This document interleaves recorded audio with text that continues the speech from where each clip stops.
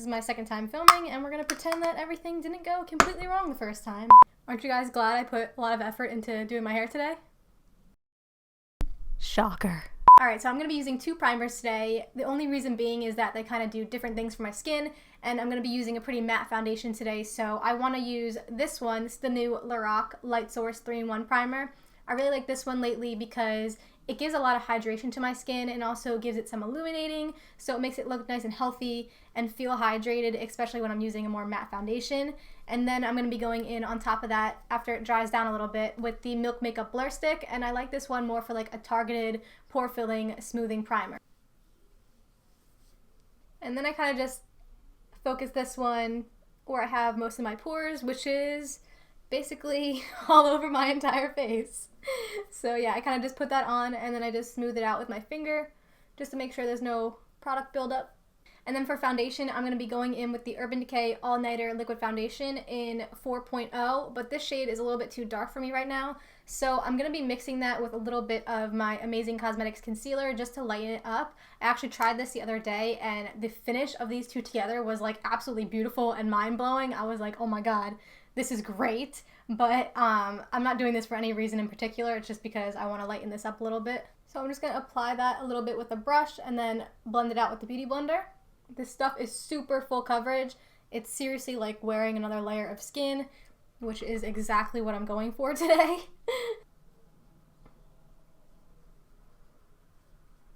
And then for concealer, I'm going to be going in with the new NARS Soft Matte Complete Concealer in the shade Canal. And my favorite way to apply this is just with my finger. Kind of warms up the product and melts it into the skin.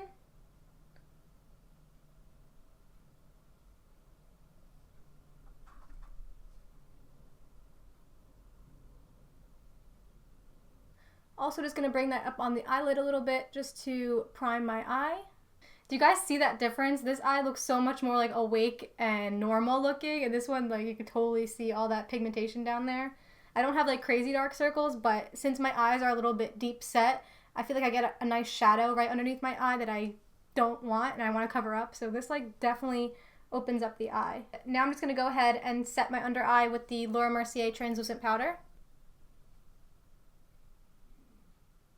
Then I'm just going to set the rest of my face with the Cargo HD pressed foundation powder.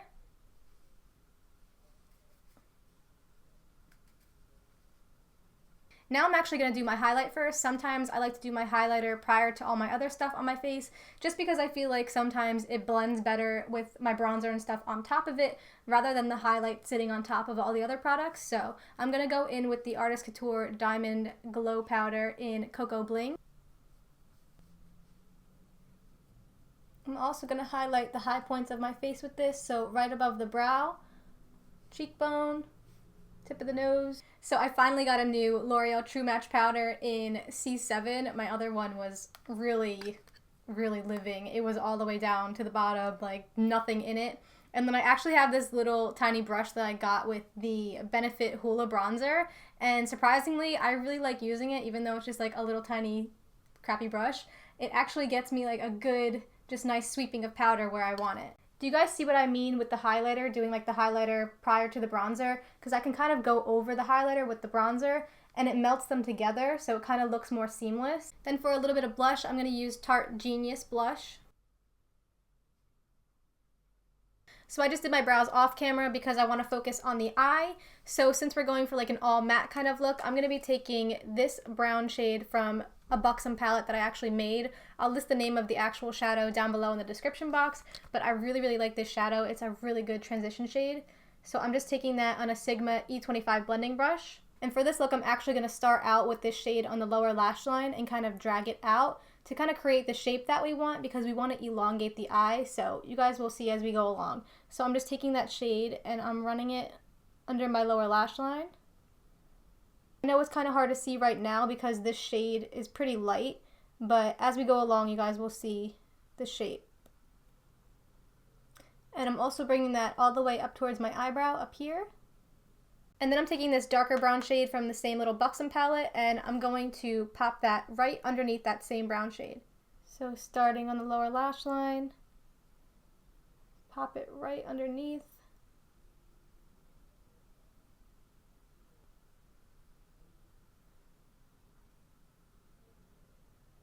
Now on an even smaller brush, this is a Morphe pencil brush, I'm going to dip into that darker brown eyeshadow, just make it a little bit darker than the eyeshadow that you just used, and I'm going to take that like right even higher, closer to the lower lash line, and then bring that even further in on the inner corner.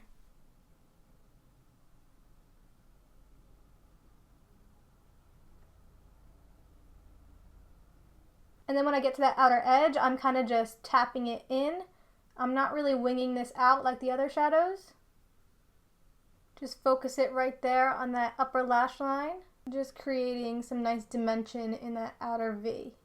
And then lastly, I'm dipping into this kind of creamy white matte shade from the Tarte Pro palette, and that's just going to be packed right on the lid. And then I'm just going to pop on some of my eBay lashes. And then I also just like to put a little bit of eyeliner right in the inner corner just so it meshes with the lash band, so it's not just like dark lash band and then nothing.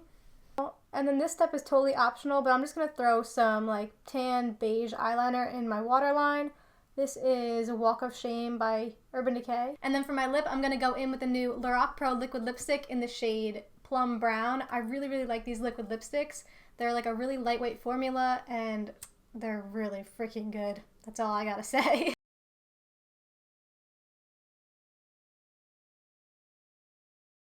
And that's it, guys. This is the final look. I hope you guys liked it and enjoyed this tutorial, got some good tips and tricks. If you guys aren't subscribed, don't forget to subscribe before you leave and join our little crew here.